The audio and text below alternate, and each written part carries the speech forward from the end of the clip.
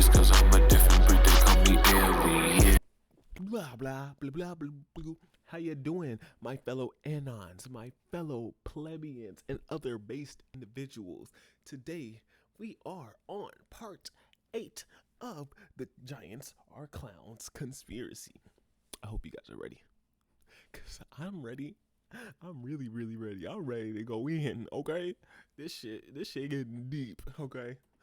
Let's go on. Let's continue. Cave paintings. Remember? Go ahead and check out Conspiracy R Us. To follow his Patreon and check out Understanding Conspiracy, where Conspiracy R Us got this from. Remember, all content now is watered down content from some other people's content, so that's how we do it nowadays. Anyway, we're gonna continue.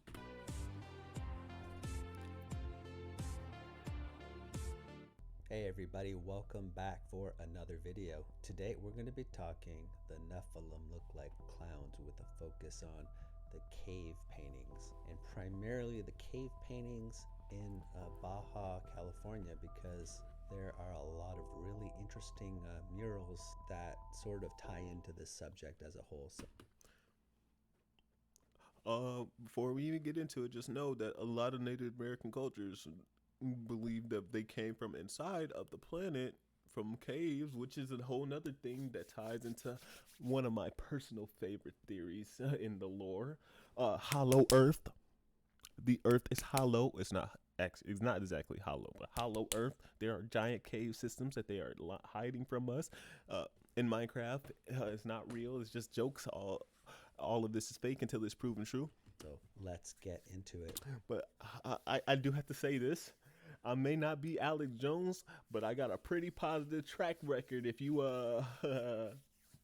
know my history, I have a pretty positive track record with a few of these theories. Now let's get it. Now, Sorry for tooting my horn. Sorry for the shameless plug. on the Baja Peninsula, there are up to 400 sites that are fairly remote, but they have a lot of these murals associated with these sites, these cave paintings basically, and a lot of the area has been declared a UNESCO World Heritage Site, I think back in the early 90s. But when you start looking at some of these murals, you're going to notice a lot of the things that we look into with regards to jesters and clowns. And as mentioned, a lot of these sites are in the central region of...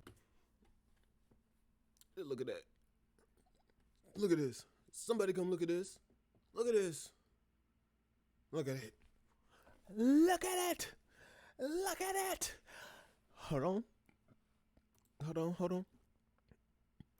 Look at it. Look at it. I know you guys aren't going to research it. I keep telling you. I know that you won't. You guys don't care about it. I keep telling you guys to do it, but you don't. That's why I'm here. I get it. What's good, my boy? We are reacting to craziness and conspiracy theories. If you want to be woken up, go ahead and watch the rest of this stream. I'm gonna take a break soon, though. You came kind of late, but still, we are watching some stuff. So let's get it. Just look at it. Remember, look this guy up. There's a lot of different stuff we looking into. Now, come on. Of the Baja Peninsula. And some of them are on ceilings as well, and harder I forgot to to reach take it off of my places, face. and some are up to 10 feet, so they vary in size. But you will note here that several of these figures are split horizontally at the waist. I'm gonna get on. I'm gonna get on Crunker later too. So I know you probably like, okay, bro. Like, I came here for the game, but just know I will make sure to make a notification or something to let you know when I'm on Crunker if you don't want to watch this.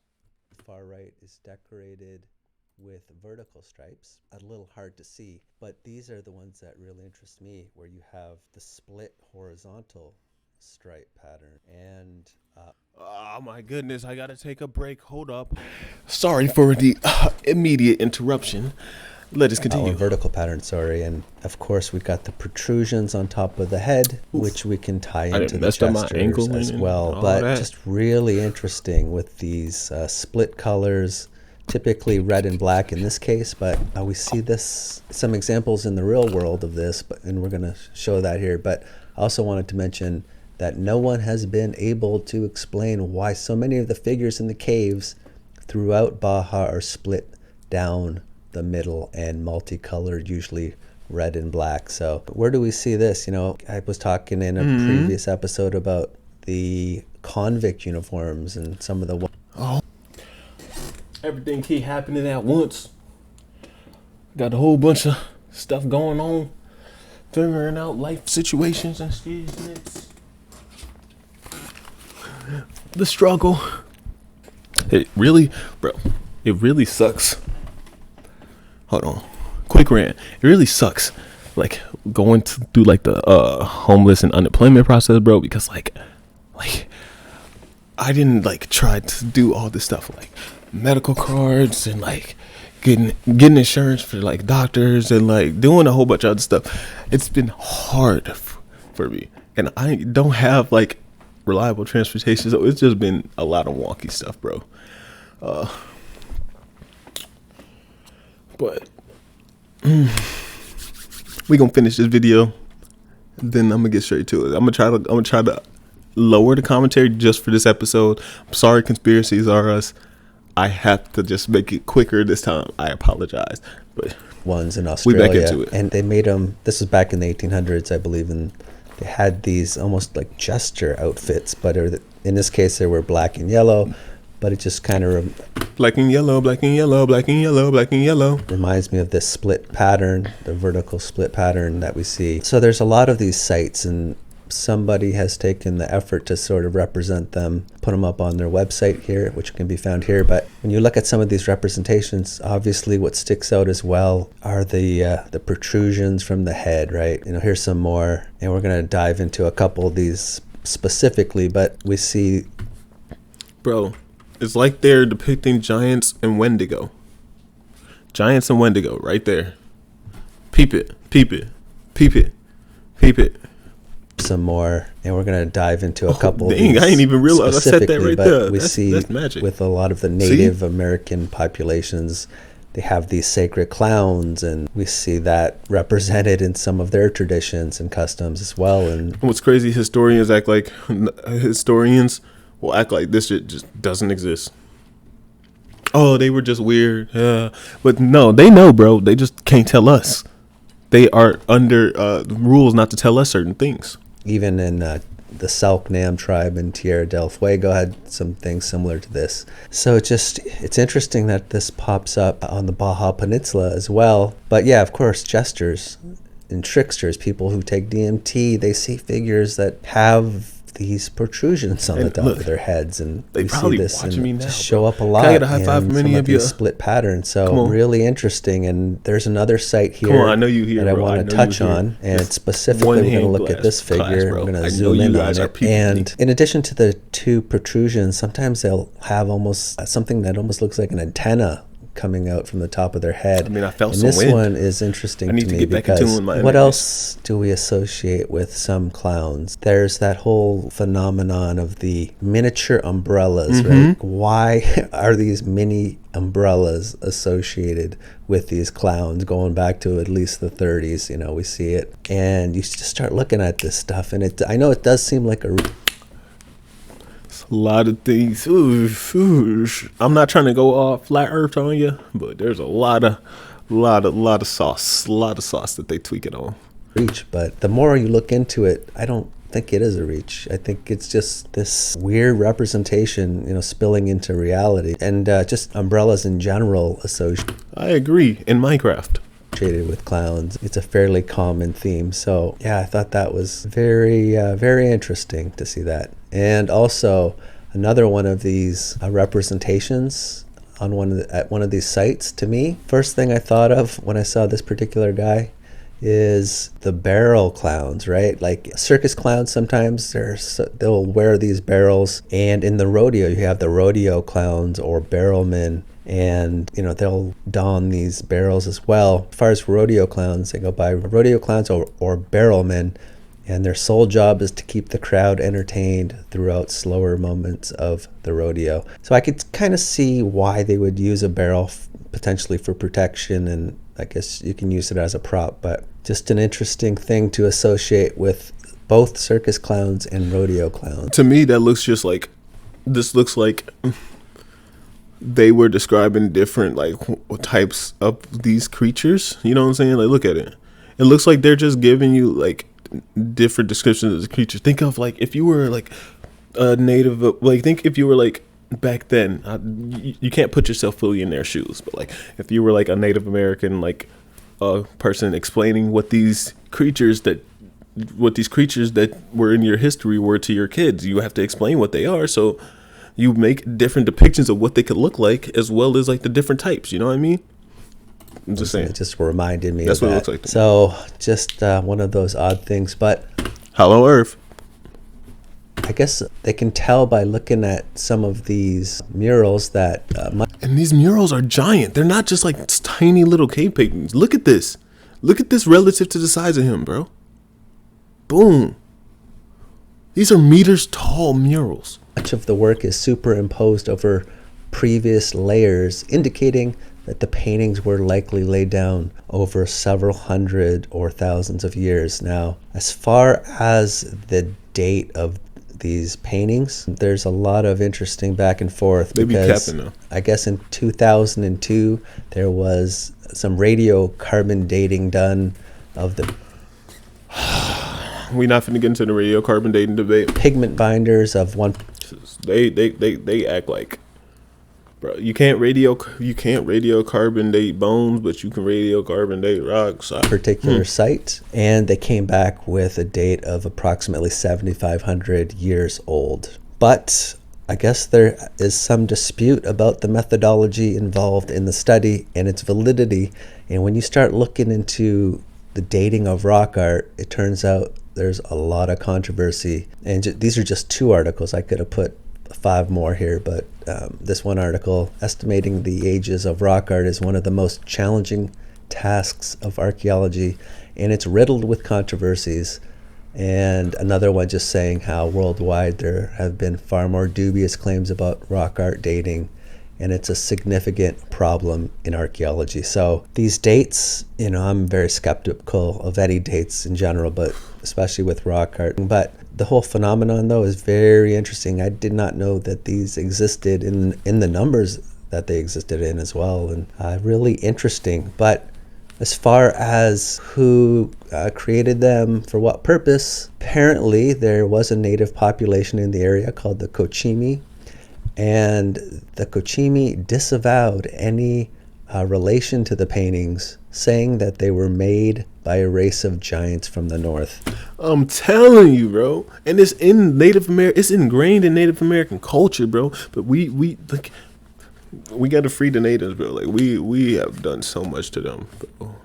And unfortunately for the Kochimi, they were I don't just mean like history. I mean currently too. Like we still have so much land. Like if you look into the law between like Native American law, like and American law, like bro, like there are so many murders going around in that community from people. A lot of it is just people coming from like regular like say like there's one in Nevada. There's somebody coming from outside of reservations, coming onto the reservation doing shit and then leaving, and then you can't really get in trouble. Like that, I hate that, bro. They just recently dropped a law to help that, but it's not doing much. estimated by epidemics. We just need to reform a lot of what we have nowadays. Our entire culture is based off of like terror Of old world diseases, and their populations declined until sometime in the 19th or possibly even the early 20th century. Their language and traditional culture became extinct. So we made it extinct. we Like to this day I'm not gonna say we as in like us, like me specifically, but I mean like we as in Americans. Like I have some apparently to my family history. I don't know. I'm not gonna do any like DNA test because I don't trust private companies with my DNA. But I do say like there is some Native history within my family, and bro, like these people came and just like fucked over an entire culture. Like the Spanish, the English, all sorts of, they just came and fucked over their culture. And then as we started growing and they tried, like, they just popularized it. Like, look at, like, oh my very gosh. unfortunate indeed. But Don't let me start getting on a rant on this topic, bro. there's potential connection to giants that we are told anyway, if we're to believe what we're being told. So I just wanted to mention this connection as well. But just really fascinating connection And they blamed it all on disease. Cap. between some of this rock art and potentially the Nephilim and the clown phenomenon. So I just wanted to bring that up. And also, there are some really interesting petroglyphs of figures that have the two protrusions from the head, very gesture-like. This one in Albuquerque, New Mexico. So I just wanted to mention that. And also, there is actually another painted rock site in Santa Margarita, California, but it's harder to make out the figures, as you can see here. But I just wanted to mention it as an aside. So that's all I have for that particular topic. I just want to hit on one more topic, and it's... Give me a second, guys. Ooh, just give me a second. Bet. We back with it. Sorry about that. That's the last break. After we finish this one, after we finish this series, we gonna get in the crunker. Okay, I know that's what y'all waiting for. It's gonna relate to fashion, and we're gonna talk about the razzle dazzle. The razzle dazzle. So, going back to just after World War I and into the 1920s, a lot of interesting fashions were being brought into the mainstream, and there were these what are called the dazzle balls, and people would dress in these costumes inspired by dazzle camouflage, and again, a lot of these striped patterns, and they would even have a lot of these vertical stripes, horizontal stripes, and dressing like jesters and all these sorts of things. And again, just an attempt, I think, to bring a lot of these looks into the fashion of the day. But so this was going on in the 1920s, basically, and you even had the early... Bro, this is where these fashion companies get it, bro. Like, what is this? All of this still looks stupid. It looks dumb. It looks like they're all cartoon characters, bro. Cartoon characters. Look at this. What ergonomic? Like, what is the science behind this? What are these supposed to do? They don't even look good, bro. You just look like you dressing up in a costume.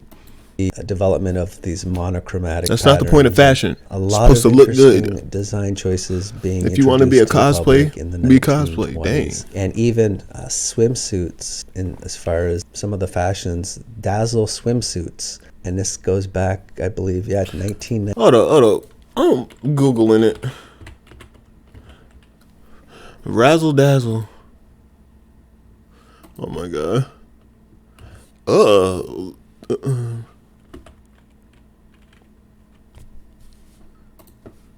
Razzle dazzle camouflage. I didn't even. Oh, okay. So anything with the black and white pattern is called razzle dazzle.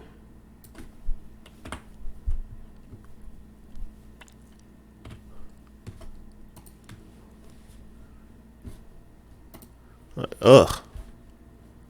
Yeah, razzle dazzle is the term for this stuff. Hold on. All right, razzle dazzle. 19. So they were introducing a lot of Destroy us all! Destroy us all! That's probably why they got that Billy and Mandy episode I showed y'all in the first one, bro. It's because they were poking fun at the conspiracy. this stuff after World War I. The newest thing in bathing suits. In Minecraft. Brighton, the beach at Margate in England. So the dazzle designs. So just an interesting thing. And they even brought this into the war efforts, and you had the dazzle ships. Dazzle camouflage, also known as razzle dazzle or dazzle painting, was a military camouflage paint scheme used on ships extensively during World War I and to a lesser extent World War II. But I guess they were using it as a means to be a little harder to target from the German U-boats. So whether it actually worked, I'm not too sure. They were essentially submarines, bro. But here's just... It's, I guess under the water is harder to see. Some of these battleships and really interesting designs on them, to be sure. But I guess the premise is like this is just sort of a recreation of what a submarine ship commander would see if he had his periscope raised above water. This is what they might see if they're looking at a normal ship versus one of these dazzle painted ships. So I guess the theory is that it would be harder to hit one of these ships that were designed in this way. So I just wanted to bring that up. And so it's just some interesting things happening in and around, or just after World War I, I should say. So I think that's about all I have for you. Remember, you guys go ahead and check out Understanding Conspiracy. Check out Conspiracy or Us. Check out anybody. I should have stuff linked in the bottom. You already know. I had to rush this last little piece. I apologize. But remember, D34D, we are all dead. 3 + 4 = 7. It's the year of the 7, and we are killing all the demons. Okay? Adios. You're dead in my eyes once you try to play. No, there ain't no saving. You'll die in your place. Try to walk all over me. I am not a doormat. Trying to talk down on me. I'ma just ignore that. Hopping in the whip quick. I'm turning ignition. Swerving right past him. I'ma have to ditch. Send him to the ICU. This blade gon' dissect him. I'm a big baller. Young David Beckham.